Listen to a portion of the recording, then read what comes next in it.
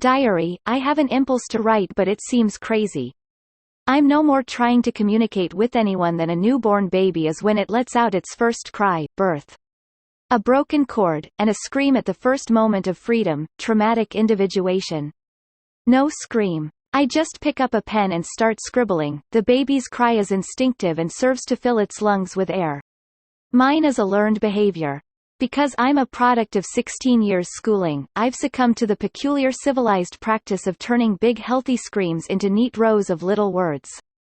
But is my learned behavior even as effective as the baby's instinct? Will undirected writing bring a breath of freshness from the whole world to ventilate my being and give life to my psyche? Maybe I'm less than the baby. I might be more like a conditioned computer. But I can't believe a computer feels. I feel. My aloneness hurts like a great gnawing emptiness in the pit of my stomach. This loneliness is strange.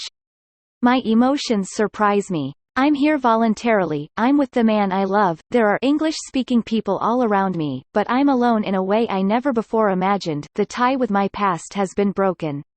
I knew that was going to happen and didn't think it would be important. But an unexpected, odd sort of aloneness connected with it has come upon me like a catastrophic external force. Kirk had some idea of what it would be.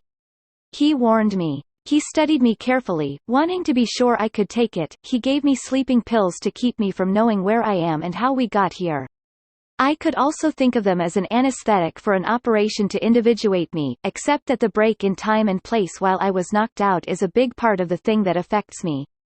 The suddenness and completeness of the change is what gets me. During the time I was doped, the umbilical cord, to use the hackneyed idea again, was cut and all traces of it removed. It's left me completely disoriented. I feel sure I wasn't knocked out more than 2 days. No real evidence, it's just the way me body feels. If that's right, we can't very well be more than 1,000 miles from San Francisco. Not unless we switched to a plane. Kirk gave me 2 capsules of something. I took them with coffee and went to sleep in the back of the station wagon. When I woke up we were at an isolated cabin in the woods and there was no trace of the car.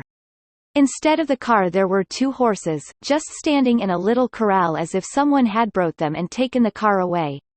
We made the last half-day's trip here on horseback. I have a hunch we went all the way from the place we were parked at the Marina Yacht Harbor in San Francisco to that first cabin in the woods with me asleep in the back of the station wagon. I can't believe we switched to a plane. Somehow I feel that Kirk wouldn't have subjected me to a conspiracy where he had to depend on others to help in moving my unconscious body. When he offered me those pills and asked me to take them, I felt that I was trusting myself blindly to him and him alone. I still felt so when I woke up in the cabin at the beginning of the horse trail here, hours or days later. I still trust him completely. It's finding myself among others like Kirk but unlike me, that brings on my sense of aloneness. I hadn't really known that he was as different from me as he is until I saw him among his own kind. Either they don't know it exists or they deliberately avoid any reference to the world I have always known. I suppose I shouldn't consider the possibility that they don't know.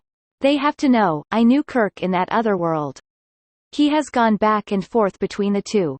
He knows, so the others who accept him must know. But no one will talk of it to me. Last night at the party, a party in my honor, I tried a dozen times to get someone to acknowledge the existence of things that have always been familiar to me: California, San Francisco, the United States, China, Russia, Germany, and no, always the I same also casual. don't relate to the Soviet Union. I don't relate to San Francisco. I don't relate to the United States.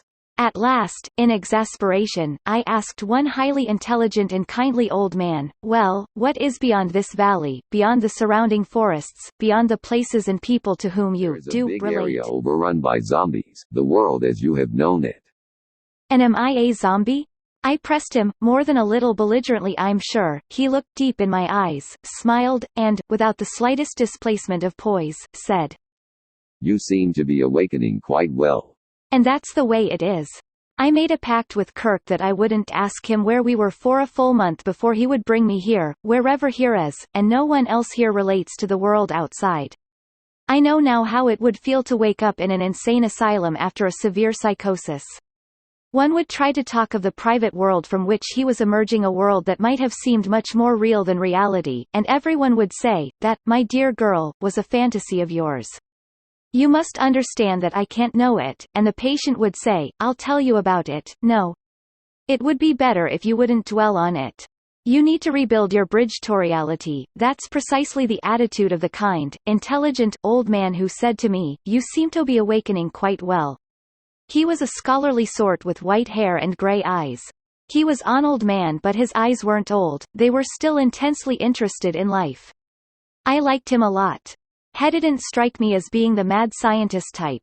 I thought of him as possibly a professor in the humanities. Certainly I didn't think he would do anything to hurt me. But I don't know what to think about his attitude. It is almost impossible to believe this world and the attitude of these people is real, and I know the world I came from is real.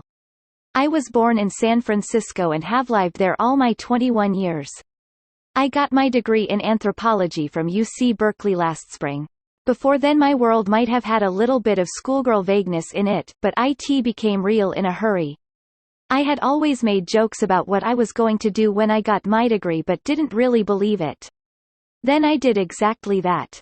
I got a typing job in a freight office and started dating a truck driver. I thought Kirk Morgan was an unusual truck driver.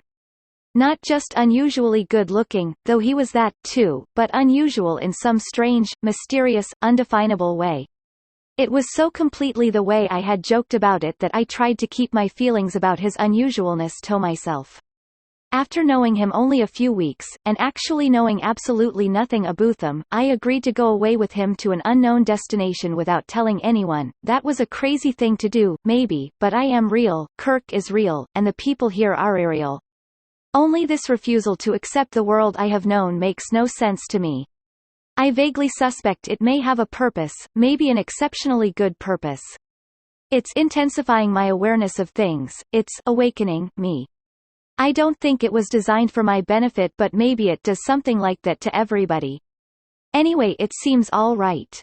I can accept it because Kirk is here and the people here are the nicest I have ever met, but the break with the past, the sense of being cut adrift with no orientation except Amy, here is here, and now is now, is an unexpectedly weird experience. Last night in a big rough-hewn hall, a place with a sort of old Viking grandeur, I met, laughed, ate, and danced with maybe 50 men, women, and children. Then Kirk and I came back here where we had already been alone for 2 days. I am alone now in the afternoon. Unda has gone to some unspecified place with the promise that he would be back by sunset.